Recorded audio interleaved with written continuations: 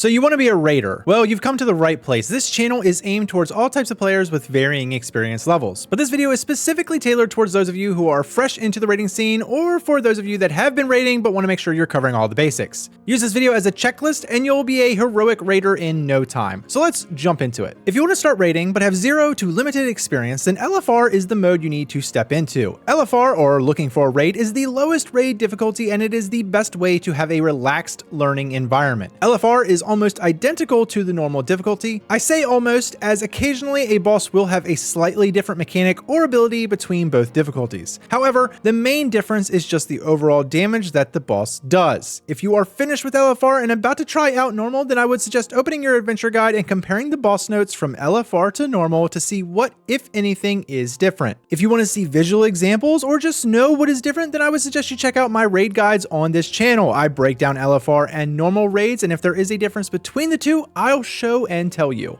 Now, don't be discouraged by jumping into the easiest raid difficulty. You're still going to group with people that are heroic raiders. Personally, I'm a heroic raider, but I still run LFR when I want to get warmed up or if I'm just wanting to chill and have some free time to kill. It's a very relaxed environment and great for really learning the basic abilities and mechanics of the raid. But what do you need to do before even jumping into LFR? Well, it starts with your gear. You are unable to queue up for LFR unless you hit a certain gear level. This is done for specific reasons. Gear level is currently the best way to gauge whether or not your character is properly equipped for the content. And since LFR is tailored towards a learning audience, they don't want you getting one shot by abilities that shouldn't be killing you. A question you might have is, well, why does normal not have a standard gear requirement?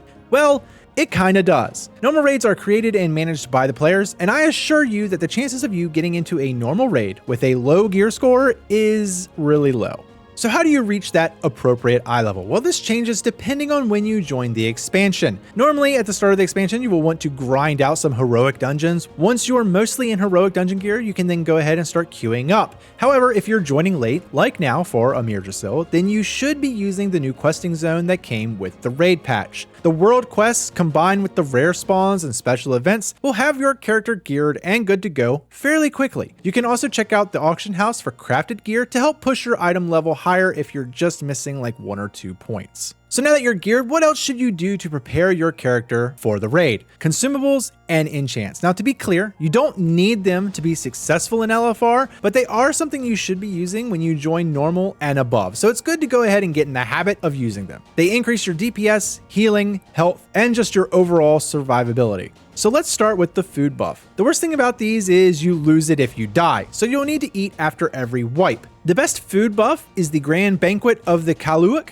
The feast is obtained from the Community Feast event with the Tuskar. My personal experience is most of the time at least one person has them if you're raiding normal and especially heroic. Yet for LFR, it's very rare someone is going to drop one of these. Therefore, if your cooking isn't leveled up, jump over to the auction house and scan the foods. Find one that works for your character and buy 100 or so. The next consumable you should be investing in is files. These last 30 minutes and persist even after you die. Scan the auction house for one that has the stats you're lacking or that benefit you most and then stock up. Normally the file of tepid versatility is always a good choice if you aren't sure. Probably the most forgotten consumable is weapon runes. These are applied to your weapons and don't overwrite enchants. They last for 2 hours and are a good stat booster. Stock up on these as well. The final stat booster I want to dive into is enchants. Check out wowhead.com to see what your best enchants are. If you can't afford the top tier enchant, it's perfectly okay to start with a lower quality, especially if you're going to be running LFR for gear upgrades. After you obtain your LFR pieces, then look to start upping your enchant quality. And if you make it to the heroic level raids, you should definitely be maxing that gear with the best enchants possible. I want to mention combat potions. These are used while in combat and normally last about 30 seconds or so. They can deal extra DPS or help with survival by restoring HP or mana. Check the auction house for any that you want to use.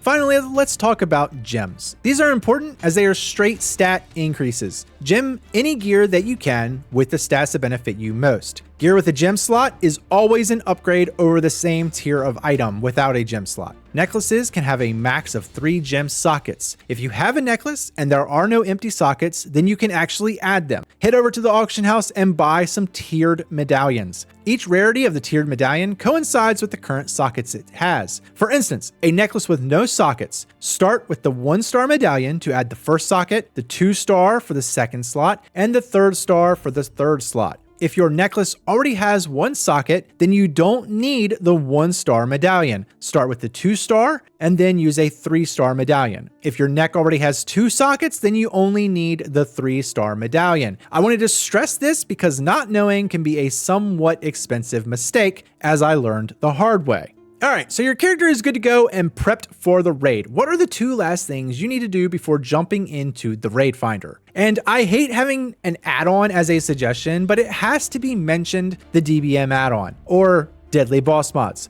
One of the most challenging aspects of raiding is visibility. Between all of the spell effects and the clashing colors like a red boss in a red room with red attacks, until you're familiar with their mechanics, DBM will help keep you out of harm's way with all the chaos that is going on. And finally, you need to read up on what to expect with each boss. This can be accomplished in 2 ways. In-game, you can open up your adventure guide. This will list all of the bosses, their abilities, and show you things to be aware of. Or you can download my cheat sheets, which I'll link up top and down in the comments. If you prefer a visual guide, then I also break down each and every boss in full detail for LFR and normal modes. You can find those on my channel. All right, now let's talk about roles and joining the groups. If it's your first time, I would definitely advise against starting your own raid group for extremely obvious reasons. The amount of time it takes to get into a group depends on some variables: the time of day, your server population, and your role. Just stay persistent in looking, and if nothing is available, just find something else proactive to do, or watch YouTube on your second monitor. Keep checking in and you'll join a group at some point. I'm of course talking about pugs here. If you want a more consistent schedule, then find a guild or community that raids at certain times. Healers and tanks are always wanted and needed, so if you are one of those roles, then take advantage of it. DPS are aplenty, so expect to get passed on if your eye level is lower than the competition. However, if you have certain skills like Bloodlust, or you are a Warlock or an Aug Evoker, you are much more sought after class. If you are a DPS player, but your class is a tank and or healer spec as well, I'd suggest learning that spec as it really opens up your availability. You can queue as multiple roles, so if you're queuing as a DPS but toggle a healer or tank role as well, it will increase your chances of joining as you offer additional utility. If you aren't interested in either of those roles, no worries. Just play how you want and have fun. From personal experience, raid groups with listing of, say,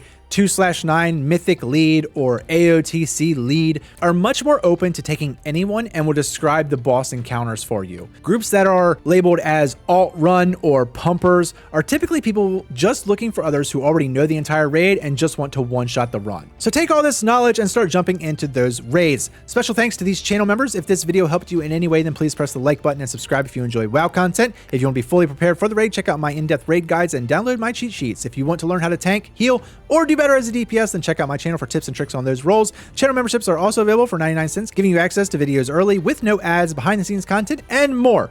I'll see you in the next one.